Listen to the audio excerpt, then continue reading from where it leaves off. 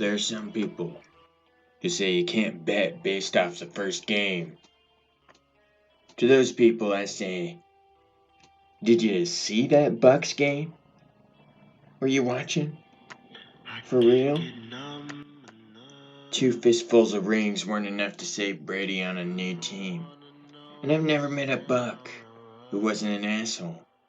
So, I guess what I want to know is, what are you doing, Brady? I tell you, you're off at this betting table.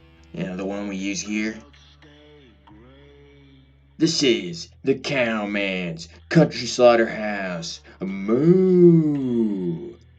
A show to set you straight, where I always go deep, no matter what the head coach or my fucking wife says.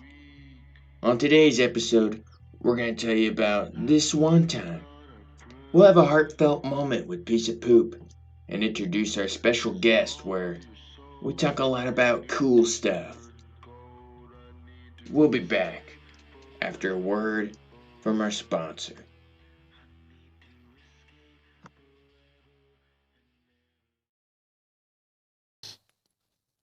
I just got diagnosed with type 1 diabetes. But I'm loving it.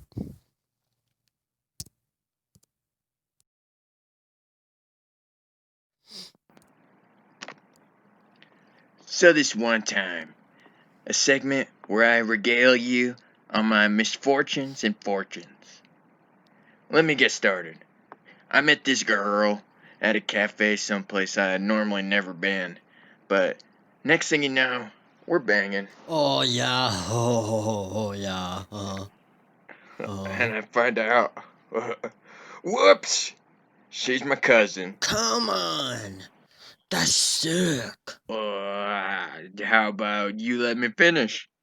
My cousin's roommate's mother. That sounds so fake, man. What? Fake? No way. Oh, boy. I've got a better story, man. Let me see. It was just the other day, and I was out on the streets where I live, as you know. And I was looking for a dumpster, but not just any dumpster. One I could eat and shit in fucking, one that fits my lifestyle. So I found one, and as I made myself at home, I encountered a woman holding a baby that wasn't her own. But I later found out that it wasn't a woman, and that wasn't a baby. Well, at least it wasn't a real baby. Listen, you sons of bitches. I've got a story for ya. Wanna know how I lost my voice? I want to know how long you've been sitting there. I got here before you did. My bad. I'm not the one with the time card. Continue. I was out hunting with my two boys, Jason and Jesse, and I was telling them scary stories about the voiceless man, when all of a sudden an arrow whizzed at me and lodged itself into my throat. Well, that explains it. Also, you're one of those guys, aren't you? One of those guys who names their kids all one letter. I'm not done. Later that day, we were all in the tall brush, and I heard a bear.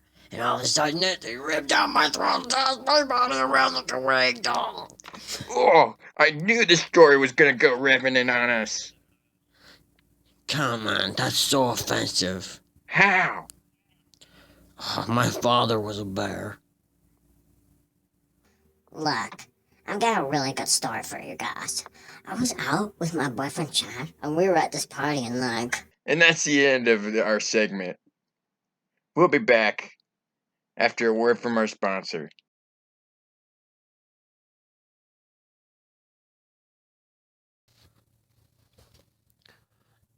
You want a chip? You just can't dip.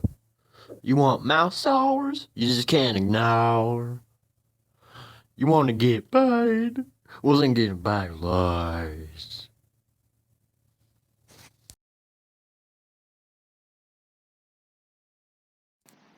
So, for our special guest, I met this guy right outside of Les Schwab, bouncing a tire around, and I thought, that looks tough. I'm gonna invite this guy onto the show. Yeah, and I said this guy better not be fucking gay. Hey, Out loud, I said that out loud. you gotta wait till I introduce you. That's how it works for any show. You know, this is a real show. So now that I got that out of the way, what's your real name? I'm Jeb the Whistle Gristle. Sometimes they call me Whistlepig because I get all greased up. I get all greased up and I start rolling around in the mud. Right on, right on. What are you about these days, Jeb? I'll tell you, Cowman. I'm about Mega Monster. I added a few more letters to it. It stands for Make America Great Again for my straight friends and I. I've been trying to put it on hats too, but I can't find any in the room. Oh yeah, I saw those stickers plastered one on top of the other along your car door, along with ones that just say Gristle. Yeah, that's the Chariot of Gristle. It's an F-150, fully custom. You can never get a car like it. It's perfect for biting the heads off liberals. Hey, that sounds like something I'm about. Well, you sound like you're biting the head off my dick. You're about to unleash the Whistlepig. Right on, right on. No, Cowman, right off. Because I'm starting to think you're not a red-blooded man like I am, and I'm practically rare meat over here talking to well done. And I'd like to ask for the check, because I'm done with this, and with you. Yeah. And we'll be back after a word from our sponsor.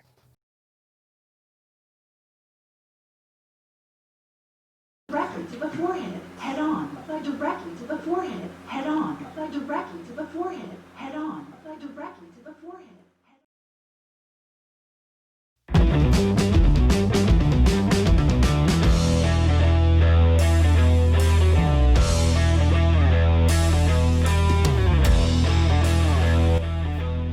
For our final thoughts on today's edition of The Country Slaughterhouse.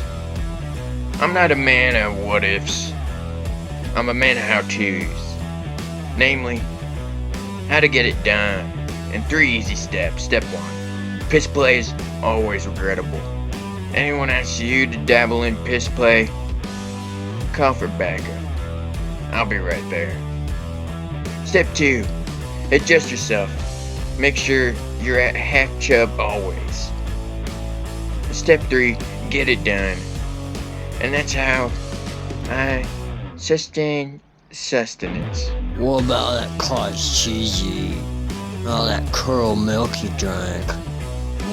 Huh? What about it? Isn't that how you sustain sustenance? PLP.